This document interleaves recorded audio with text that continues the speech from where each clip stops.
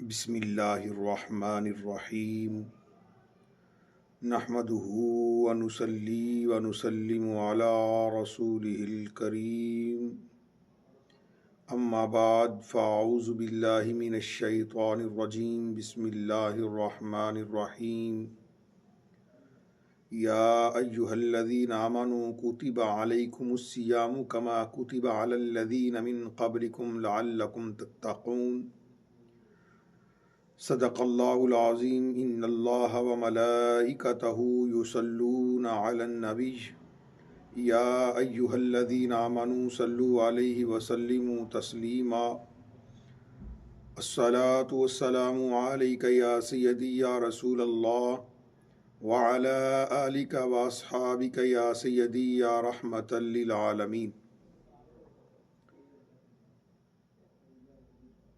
تمنا ہے کہ اس دنیا میں کوئی کام کر جائیں، اگر کچھ ہو سکے تو خدمت اسلام کر جائیں۔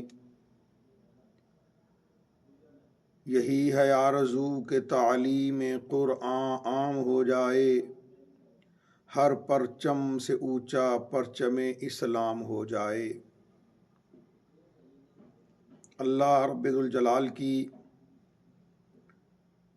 حمد و ثنا سرکار دو عالم نور مجسم صلی اللہ علیہ وسلم کی مقدس منزہ بلند و بالا بارگاہ دے اندر ہدیہ درود و سلام عرض کرنے کے بعد سامعین و ناظرین و حاضرین السلام علیکم ورحمۃ اللہ وبرکاتہ۔ آج شعبان المعظم کا آخری جمعۃ المبارک تھا۔ ہر مسلمان رمضان مبارک کے چاند کو دیکھنے کی کوشش میں تھا اور خوش تھا، لیکن رمضان مبارک کا چاند کل بروز ہفتہ کو نظر آئے گا اور اتوار کو پہلا روزہ ہوگا، اور کل انشاءاللہ ہفتے والے دن تراویح کی پہلی جو ہے کل پڑھی جائے گی نماز۔ تو اللہ تعالی ہمیں نماز تراویح باجماعت پڑھنے کی اور قرآن مجید فرقان حمید کو سننے کی توفیق عطا فرمائے۔ تو رمضان مبارک کے سلسلے کے اندر ہماری گفتگو جاری تھی، اور جس کے اندر ہم نے آپ کو پہلی 2 ویڈیو کے اندر 9 رمضان مبارک کی خصوصیات بیان کی ہیں، تو جس کی ٹوٹل 13 خصوصیات تھیں، جن سے 9 بیان ہو گئیں۔ آج ہم آگے چلتے ہیں، 10ویں خصوصیت کو بیان کرتے ہیں۔ حضور نبی کریم صلی اللہ علیہ وسلم پیارے مصطفیٰ صلی اللہ علیہ وسلم نے ارشاد فرمایا، رمضان مبارک میں میں ہر قیدی کو چھوڑ دیتا تھا اور ہر مانگنے والے کو عطا فرماتا تھا۔ اللہ تعالیٰ بھی رمضان مبارک کے اندر جہنمیوں کو چھوڑ دیتا ہے، تو لہٰذا ہمیں بھی چاہیے کہ رمضان میں نیک کام کریں اور گناہوں سے بچیں۔ اس حدیث پاک سے ہمارے لیے یہ ایک بڑا سبق حاصل ہوا کہ جب اللہ تعالیٰ جہنم سے مجرموں کو نکال دیتا ہے، تو ہمارے دلوں کے اندر بھی یہ چھوٹے چھوٹے لوگوں کے عیب ہیں، فلانا یہ کر رہا تھا، میرا فلاں رشتہ دار اس طرح کر رہا تھا، یہ چھوٹی چھوٹی باتوں کو دل سے نکال کے اپنے دل کو صاف کریں، ان سے صلح کریں۔ آپ ان سے صلح کر کے راضی ہو جائیں، اللہ آپ سے راضی ہوگا۔ تو یہ ہمارے لیے بہت بڑا سبق ہے۔ اس رمضان مبارک کے اندر اگر آپ کا کوئی شرعی عذر سے رنجش نہیں ہے، ویسی بس اپنی انا کی بنا پر ہے، تو اس کو آپ معذرت کر لیں، معافی مانگ لیں۔ جھکنے والا جو ہے وہ اللہ تعالیٰ اس کو مزید جھکنے والے کو پھل زیادہ دیتا ہے۔ تو آئیے اگلی خصوصیت 11 نمبر کو بیان کرتے ہیں۔ قرآن مجید فرقان حمید کے اندر اللہ رب العزت نے صرف رمضان مبارک کا ہی نام ذکر کیا، شہر رمضان الذی انزل فیہ القرآن، اور اسی کے ہی فضائل بیان ہوئے۔ کسی دوسرے مہینے کا نہ صراحتاً نام ہے، نہ ہی ان کے ایسے فضائل ہیں جیسے رمضان کے۔ قرآن مجید فرقان حمید کے اندر 12 مہینوں میں سے صرف رمضان مبارک کا نام لیا گیا. عورتوں میں صرف بی بی مریم حضرت سیدنا عیسیٰ علیہ السلام کی والدہ محترمہ کا نام لیا گیا.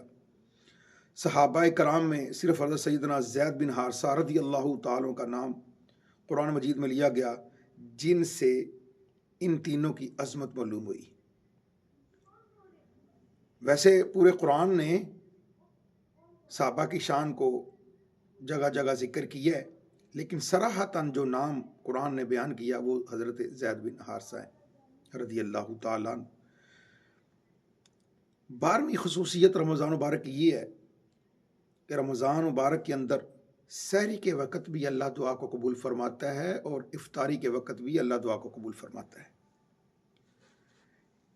آپ جب سحری کر رہے ہیں پھر بھی آپ کھا رہے ہیں، آپ افطاری کر رہے ہیں پھر بھی آپ کھا رہے ہیں، اللہ تعالیٰ آپ کو کھلا بھی رہا ہے اور آپ کی دعا کو قبول کرنے کا ٹائم بھی بتا رہا ہے.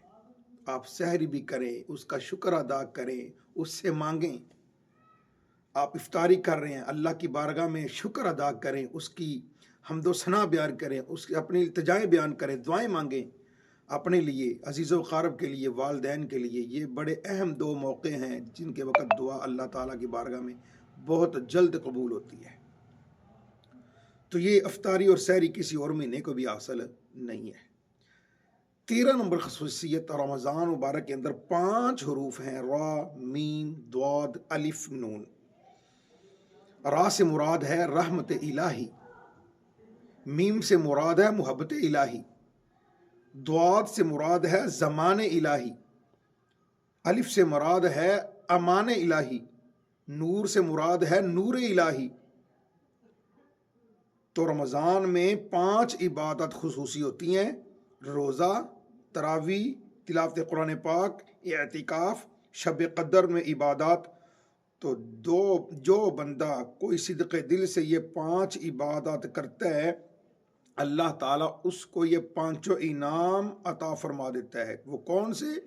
رحمت الہی بھی مل جاتی ہے اسے، محبت الہی بھی مل جاتی ہے، اللہ کی زمان میں بھی آ جاتا ہے، اللہ کی امان میں بھی آ جاتا ہے، اور اللہ کے نور الہی کی رحمت میں بھی آ جاتا ہے. اس قدر ہے رمضان مبارک کی برکتیں اور بہاریں. تو اس لیے میں آپ سے یہی التجا کروں گا کہ آپ رمضان مبارک کو موبائل کے اندر، کھیل کود کے اندر ضائع نہ کریں، بلکہ آپ قرآن مجید کی تلاوت کریں، کسی صحیح العقیدہ کی عالم دین کی قرآن مجید کی تفسیر سنیں، آپ خود بلکہ پڑھنے کی کوشش کریں. ترجمہ کنز الایمان شریف پڑھیں، انشاءاللہ ہر لفظ کے اندر آپ کو اللہ کی توحید اور مدینے والے کی رسالت نظر آئے گی. اس عشق کے اندر اعلیٰ حضرت رحمۃ اللہ علیہ نے قرآن مجید فرقان حمید کا ترجمہ کیا ہے. آپ پڑھیں گے انشاءاللہ تعالیٰ آپ کو سرور آئے گا. تو اللہ تعالیٰ ہمیں رمضان کا ادب کرنے کی اور قرآن کی تلاوت کرنے کی توفیق عطا فرمائے.